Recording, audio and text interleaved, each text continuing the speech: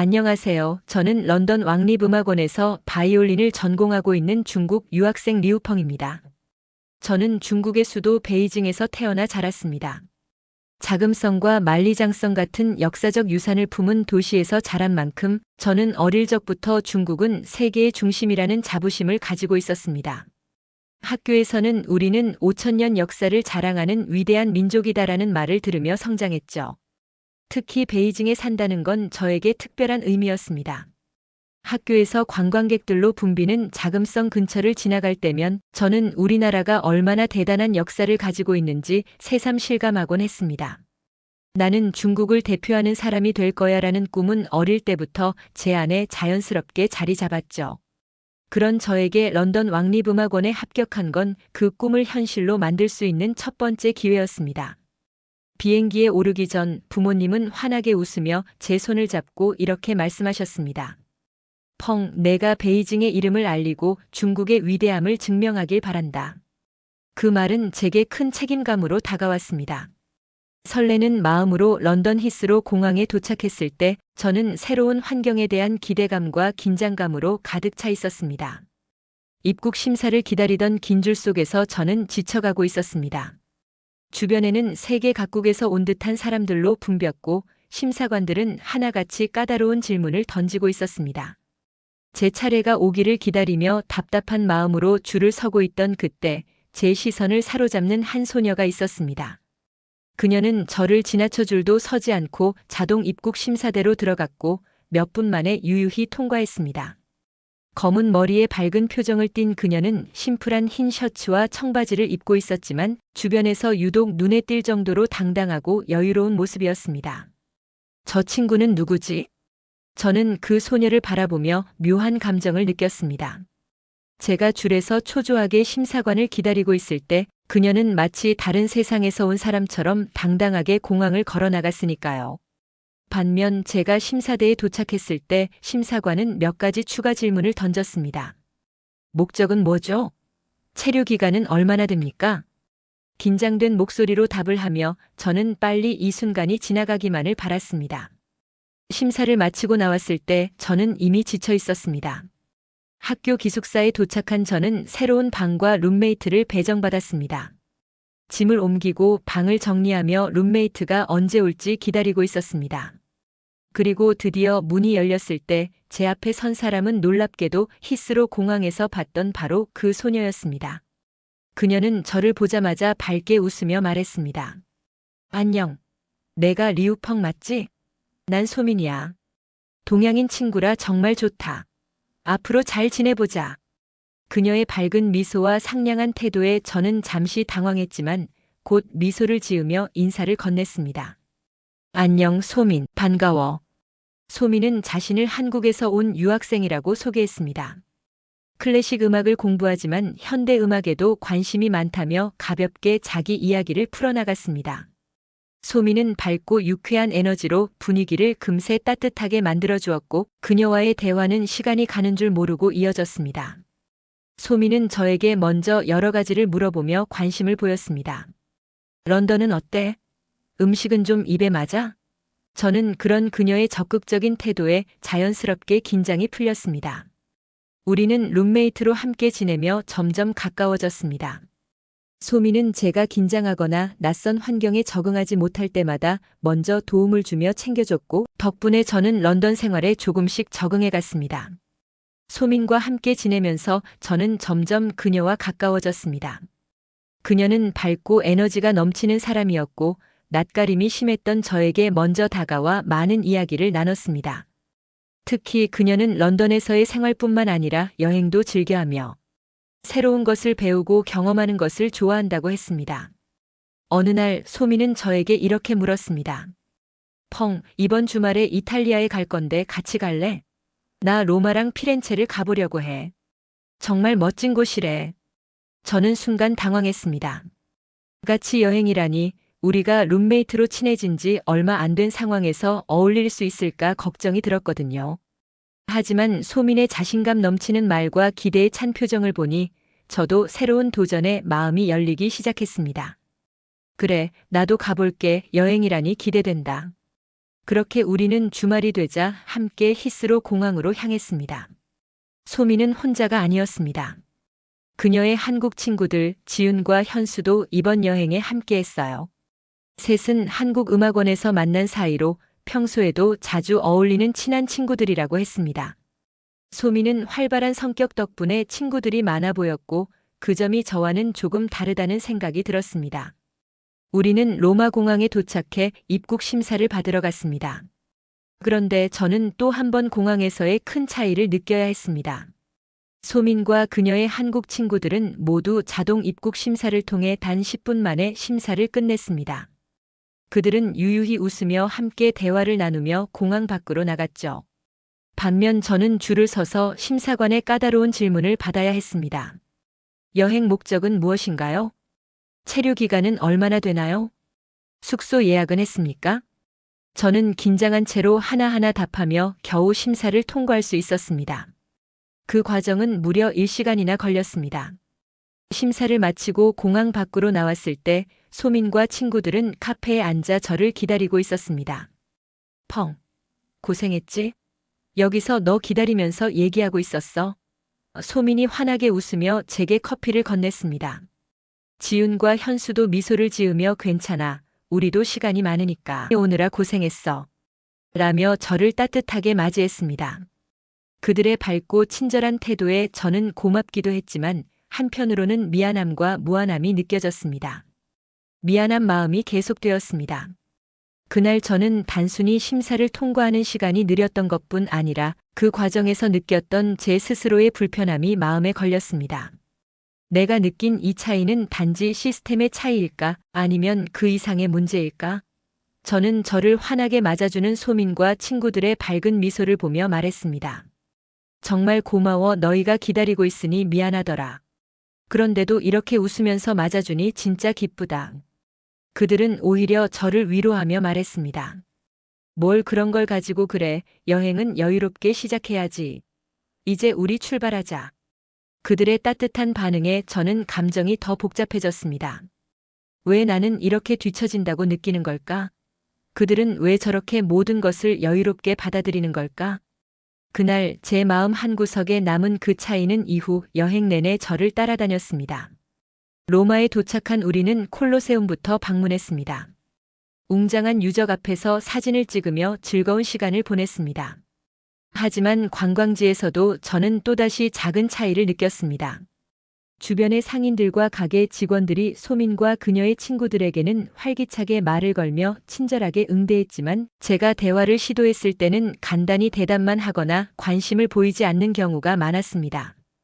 오, 한국에서 오셨나요? 스트레이 키즈 아세요? 제 딸이 정말 팬이에요. 상인은 소민에게 환하게 웃으며 말했고 소민은 자연스럽게 대화를 이어갔습니다. 반면 제가 뭔가를 물어보면 상인은 짧게 대답하고 다른 손님들에게로 가버리곤 했습니다. 심지어 한 가게에서는 소민이 흥정을 시도하자 상인이 웃으며 가격을 낮춰줬지만 제가 물건을 살 때는 흥정은커녕 아예 무관심하게 구는 모습이 눈에 보였습니다. 저는 속으로 생각했습니다. 도대체 나한테 왜 이러는 걸까? 그날 저녁 우리는 피곤한 몸으로 숙소로 돌아왔습니다. 소민과 친구들은 여전히 밝은 모습으로 서로 사진을 보여주고 이야기하며 웃고 있었습니다. 하지만 저는 점점 조용해졌습니다. 소민이 제게 물었습니다. 펑, 오늘 뭔가 기운 없어 보였어. 무슨 일 있었어? 저는 잠시 망설이다가 제 마음속에 쌓인 감정을 솔직히 털어놓았습니다. 사실 오늘 시장에서도 그렇고 사람들이 우리를 대하는 방식이 너무 달라서 좀 속상했어. 너희는 항상 특별 대우를 받는 것처럼 보이는데 나는 그렇지 않아서. 내가 잘못 생각하는 걸까? 소민과 친구들은 제 말을 진지하게 들어주었고 지윤이 말했습니다. 펑, 우리가 너보다 특별한 건 아니야. 그런데 한국은 요즘 K-팝이나 드라마 덕분에 전 세계적으로 이미지가 많이 좋아졌어. 사람들이 한국을 떠올리면 BTS나 오징어 게임 같은 것들을 먼저 생각하니까 더 친숙하게 느껴지는 걸지도 몰라. 현수도 덧붙였습니다. 그리고 아마 중국에 대한 인식은 시간이 필요할 거야. 우리도 예전에는 세계적으로 그렇게 좋은 평가를 받는 건 아니었거든. 그런데 K-팝 같은 문화 콘텐츠를 통해 조금씩 나아지기 시작한 거야. 그들의 말은 제게 어떤 울림을 주었습니다. 제가 자부심을 느꼈던 중국의 역사와 크기는 물론 대단하지만 세계와 연결되고 신뢰를 쌓는 과정에서는 부족한 부분이 있다는 걸 처음으로 인정하게 된 순간이었습니다. 저는 제 방으로 돌아와 혼자 침대에 누워 있었습니다. 소민과 친구들이 거실에서 찍은 사진을 보며 웃고 떠드는 소리가 들렸지만 저는 참여하고 싶은 마음이 들지 않았습니다. 마음 한구석에 남아있던 오늘 하루의 답답한 감정과 관광지에서 느꼈던 묘한 차별의 순간들이 떠나지 않았기 때문입니다. 핸드폰을 열고 무의식적으로 검색창에 중국 관광객 이미지를 입력했습니다. 화면에 나타난 기사 제목들은 저를 더욱 당황스럽게 만들었습니다. 중국 관광객의 추태, 국제적 논란으로 확산. 중국 관광객, 공공장소에서의 비매너 행동으로 이미지 실추. 떨리는 손으로 기사를 눌러 읽기 시작했습니다. 기사 내용은 하나같이 중국 관광객들의 부적절한 행동에 대해 적혀 있었습니다. 제가 읽은 기사 중 가장 충격적이었던 사례는 한국 제주도에서 벌어진 일이었습니다. 중심 도로 한복판에서 한 중국인 관광객 가족이 아이와 함께 거리를 걷던 중 아이가 갑자기 화장실이 급하다고 말해서 부모가 근처에 공중화장실이 있음에도 불구하고 아이를 길 한복판에 앉혔습니다. 아이는 바지를 내리고 화단 옆에서 대변을 보기 시작했고 부모는 이를 막거나 다른 장소로 이동하려 하지 않았습니다. 이 장면을 목격한 한 행인은 영어로 그 부모에게 상황을 설명하며 여기서 이러면 안 된다고 제지했습니다. 그러나 부모는 무시하는 태도로 일관하며 아이는 급해서 어쩔 수 없다고 말했습니다. 더 놀라운 건 아이가 대변을 보는 동안 부모는 휴대폰을 보며 무심한 태도를 보였다는 점이었습니다. 이 행위는 충격과 분노를 참지 못하고 해당 장면을 촬영해 온라인에 올렸습니다. 게시글에는 제주에서 이런 몰상식한 행동을 처음 본다. 화장실은 바로 근처에 있었는데 왜 이런 일을 길거리에서 벌인 걸까? 라는 글과 함께 사진이 첨부되어 있었습니다. 이 기사를 읽으며 저는 얼굴이 화끈거리는 듯한 부끄러움을 느꼈습니다. 이런 일이 실제로 벌어진 거야? 왜 부모가 아이에게 이렇게 했을까? 더군다나 이런 일이 우리나라 사람들에게 어떻게 비춰질까? 라는 생각이 머릿속을 떠나지 않았습니다. 그 순간 시장에서 가게 직원들이 저를 형식적으로 대하던 모습이 떠올랐습니다. 혹시 나도 이런 부정적인 이미지의 연장선상에서 대우받고 있는 걸까? 라는 생각이 들자 억울함과 답답함이 동시에 밀려왔습니다. 나는 어떻게 해야 이런 편견을 깨고 나 자신을 증명할 수 있을까? 지금껏 저는 중국이라는 나라의 크기와 역사적 자부심에만 의지하며 살아왔지만 이제는 그것만으로는 부족하다는 것을 깨닫고 있었습니다. 나 혼자 노력한다고 이런 이미지를 바꿀 수 있을까? 그 의문이 저를 괴롭혔지만 한 가지는 분명했습니다. 나는 내 행동으로 내가 어떤 사람인지 보여줘야 한다는 것. 그래야만 나 자신을 지킬 수 있을 것 같았습니다. 그날 밤 저는 한동안 잠들지 못한 채 뒤척였습니다. 다음 날 아침 우리는 피렌체로 떠나기 전에 로마의 마지막 일정을 소화하기로 했습니다. 바로 바티칸 박물관을 방문하는 것이었죠. 우리는 찬란한 예술 작품들에 압도되었습니다. 미켈란젤로의 천장화로 유명한 시스티나 성당 벽화부터 라파엘로 방까지 걸음을 뗄 때마다 숨이 멎을 정도로 놀라운 작품들이 눈앞에 펼쳐졌습니다. 펑, 여긴 정말 믿을 수 없을 정도로 멋지지 않아? 소민의 말에 저는 고개를 끄덕였습니다. 맞아, 정말 경이롭네. 이런 예술이 인간의 손에서 나올 수 있다니. 박물관을 구경하던 중 소민이 이렇게 말했습니다. 저기 가보자. 선교민속박물관? 종교에는 큰 관심이 없었지만 세계 곳곳의 문화를 볼 수 있는 기회라는 생각에 저는 동의했습니다. 그곳에 들어서자 다양한 국가들의 종교 전파와 관련된 유물들이 눈에 들어왔습니다. 특히 각 나라의 민속적인 특징이 담긴 가톨릭 유물과 의복, 그리고 선교사들이 남긴 자료들은 저에게 신선한 충격을 안겨줬습니다. 여기 한국관도 있네. 소민의 손짓을 따라 한국관으로 향했습니다. 한국관에는 조선시대의 유물과 천주교 박해 시기에 사용된 기록물들이 전시되어 있었습니다. 황사형 백서 같은 자료와 함께 한국 전통 의복을 입은 성직자의 모형도 보였습니다. 펑, 이건 한국 천주교 초기 선교사들에 대한 자료야. 한국에서도 박해가 많았는데 그걸 이겨내고 지금까지 가톨릭이 이어진 거지. 소민은 자부심 가득한 목소리로 설명했지만 저는 한국관을 보며 다른 생각에 빠져 있었습니다. 근데 중국관은 없네. 주위를 둘러봐도 중국을 중심으로 한 전시 공간은 보이지 않았습니다. 그 순간 제 머릿속에 수많은 의문이 떠올랐습니다. 왜 중국과는 없는 거지? 중국은 세계에서 가장 큰 인구를 가진 나라이고 긴 역사를 자랑하는 국가라고. 우리도 분명 가톨릭의 영향을 받았을 텐데 왜 이곳에는 한국과는 있어도 중국과는 없는 걸까? 소민이 제 물음에 대답했습니다. 중국은 공산주의가 뿌리 깊게 자리 잡은 나라잖아.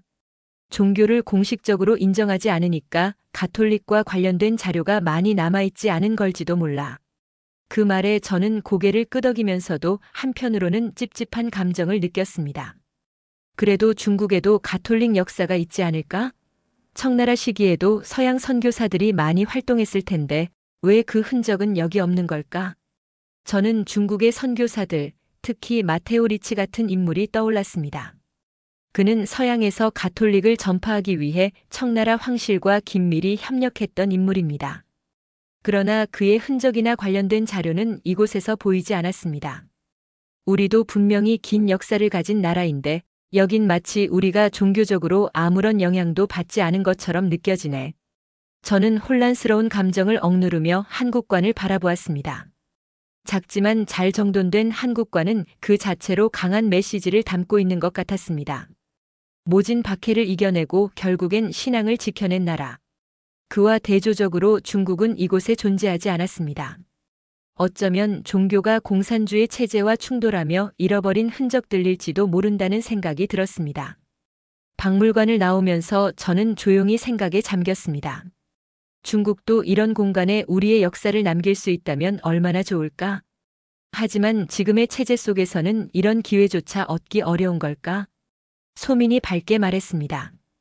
펑, 오늘 여기 오길 정말 잘했어. 이렇게 다른 나라의 문화를 보고 배우는 건 정말 흥미로운 경험이야. 저는 그녀의 말에 고개를 끄덕이며 대답했습니다. 맞아. 나도 많은 걸 배우고 느꼈어. 그러나 제 마음속 깊은 곳에는 여전히 복잡한 감정이 남아 있었습니다.